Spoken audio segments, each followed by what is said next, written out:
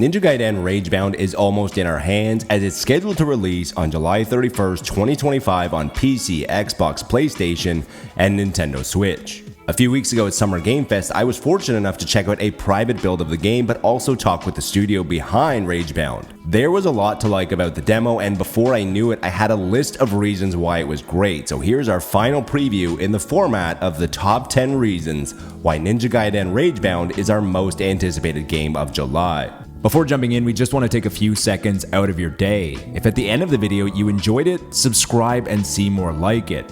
Video games is a positivity-first gaming outlet. We believe that gaming should be a force for good. We focus on making uplifting content with constructive discussions and celebrating what makes games great.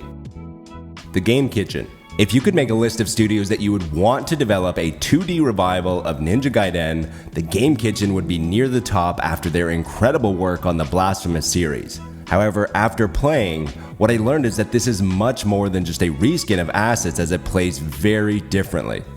Best of both worlds. Ninja Gaiden Ragebound might look like it's only inspired by the 90s Sega classics, but it also takes cues from the more modern 3D entries. There is a level of gameplay strategy, precision controls, hit counters, and level grading that aligns much more with the 3D entries. Action platformer. Everything under the sun is either a roguelite or a Metroidvania, two genres that I love, but everything doesn't have to be one.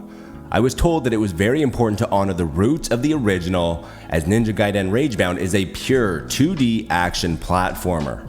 Story. The Game Kitchen have weaved magic with a story that is both great for fans of the original, but also excellent for people who have never played a single Ninja Gaiden in their life. The story of Ninja Gaiden Ragebound is completely bespoke, and it begins at the exact moment that the original story begins. However, as Ryu leaves to America to avenge his father, you play as Kenji Mozu, who stays behind to protect the village from the demon outbreak.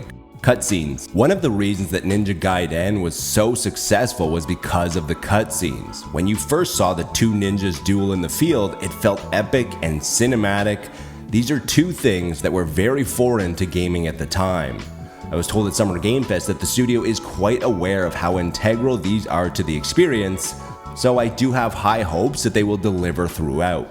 Strategy. Ninja Gaiden Ragebound is offering a lot more strategy than you might expect. There are hypercharges which you gain a one-shot kill when you kill an enemy carrying a certain aura. But as you progress, there will be two different hypercharges, and success will depend on your ability to prioritize targets on the battlefield. Ragebound also features something called the guillotine boost, which is almost like a parry, but while jumping. If you played the messenger, you will instantly understand. You can use the guillotine boost to bounce off of projectiles, enemies, and other items around the environment. This skill can be used for platforming, but also for combat. Replay factor. The levels in Ninja Gaiden Ragebound aren't terribly long. Time targets on some levels are only around 6 minutes, but at the end of each stage, you are given a grade.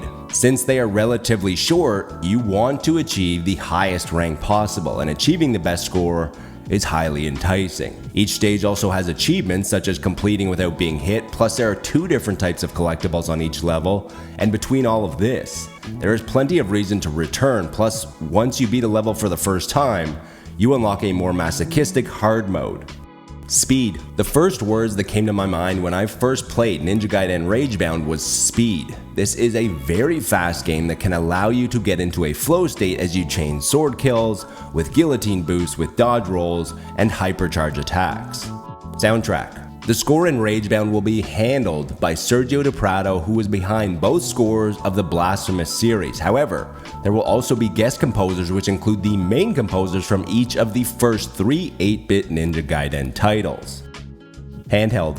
It might not have the Steam Deck verified label yet, but it plays perfectly on the handheld, which means that it should also play perfectly on the Nintendo Switch 2.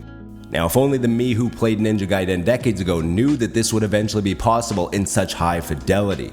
Let me know in the comments below why you're most excited for Ninja Gaiden Ragebound and what your most anticipated game of July is. That's all for today, but until next time, be good to your fellow gamer, but more importantly, be better to your fellow human.